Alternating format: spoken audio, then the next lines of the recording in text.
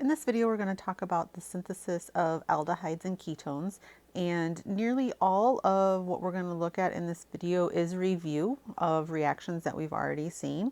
So if after this brief review you feel like you need more details, please go back to the previous videos to refresh your memory a little bit more. So for aldehyde synthesis, one of the main ways to get to an aldehyde is through the oxidation of a primary alcohol. So remember, a primary alcohol is an OH group that is attached to a carbon that is attached to one other carbon, and therefore two hydrogens. So again, this is a primary alcohol. Oxidation is when you are increasing the number of bonds to oxygen and losing bonds to hydrogen.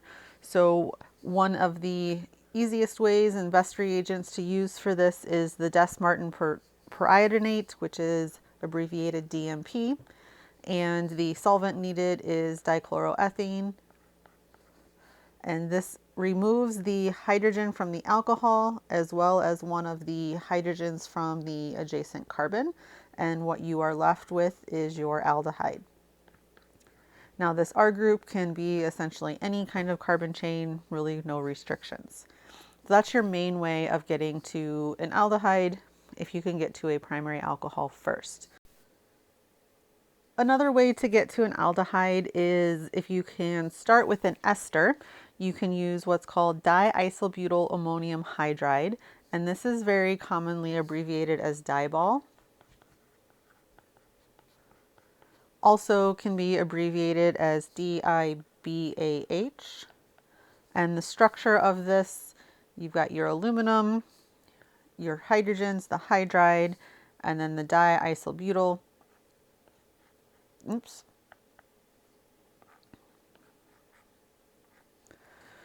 So this is your structure of the reagent. Again, it's called diisobutyl ammonium hydride. What this does is if you have an ester and you use this reagent,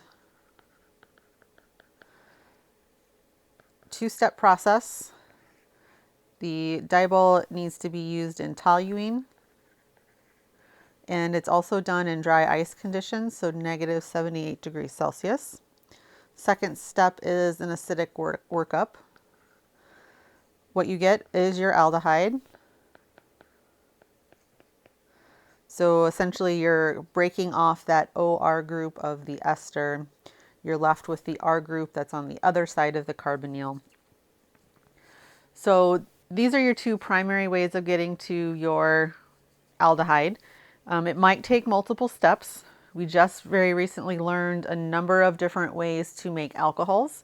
So if you want to use the previous reaction, the alcohol oxidation, whatever reaction you need to get to the correct alcohol, that alcohol can then be oxidized up to the aldehyde.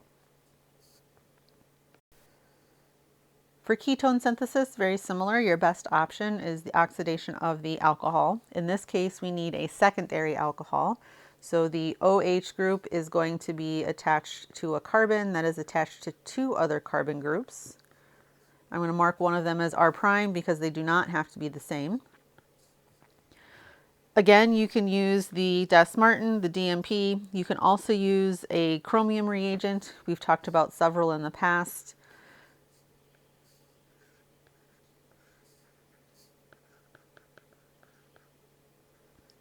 This will again remove hydrogen from the alcohol as well as a hydrogen from the adjacent carbon, and you are left with your ketone. There are again no restrictions on your R groups. Only restriction really would be if there's other alcohols present or other functional groups that could also be oxidized. You do need to be careful there, but primary, secondary, so on, that is not a restriction. Another reaction that we've talked about previously is of alkenes. We can do ozonolysis. This is where we cleave the double bond and actually form two carbonyls. And depending on what the substitution pattern is on that double bond, this could lead you to either two ketones, could get you to two aldehydes, or one of each.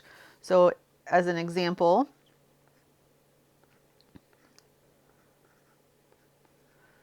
if I have a tri-substituted, and these R groups can be, again, anything. Ozonolysis, you're going to need ozone as the first step, and then the acidic zinc combination as the second step. And what happens is you cleave that double bond to get your two different products. So the product on the left, we have the R group, where that double bond was before now becomes your double bond to oxygen. So this other piece is a hydrogen. So in this case, we come up with an aldehyde. The other half are the two R groups. So we have R double prime and R prime, and then double bonded to oxygen to give us the ketone. So if you had a tetra-substituted double bond, you would get two ketones. Di-substituted, if the groups are on one group on each carbon, you'd get two aldehydes, and so on. But again, we're just cleaving that double bond to get the two carbonyl groups. If you need a benzene ring that has a ketone or an aldehyde directly attached to it, you can do the Friedel-Crafts acylation. So benzene, whatever your acyl halide, acyl chloride, that R group again can be anything, aluminum chloride as your reagent, and that acyl group will add to the benzene ring. Now remember, with Friedel-Crafts, you do have some restriction. You cannot have any deactivating groups already on the ring. And then if you do have groups on the ring, you need to consider their directing capabilities, like we covered back in the benzene reaction chapter. Last review for ketone synthesis, we also had the diorganocopper reagents. So if you have an acyl chloride, you can then react that with an organocopper reagent, which this R group can be, again, just about anything. And essentially what you're doing is adding that second R group to the other side of the existing carbonyl to make your ketone. This was covered back in an earlier chapter as well, and you can go back and review the details if necessary.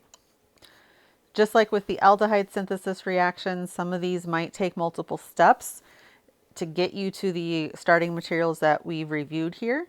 But again, all of these reactions we've covered over the last semester and a half. Let's look at an example. So I want to take this alkene and convert it into this ketone. So it looks like I am losing the double bond and adding on the ketone. So to get to a ketone, one of the most common ways we talked about was the oxidation of an alcohol. Notice I'm not adding any carbons, so that eliminates some of the other reactions that we talked about. I'm not cleaving double bonds, so I can't do ozonolysis.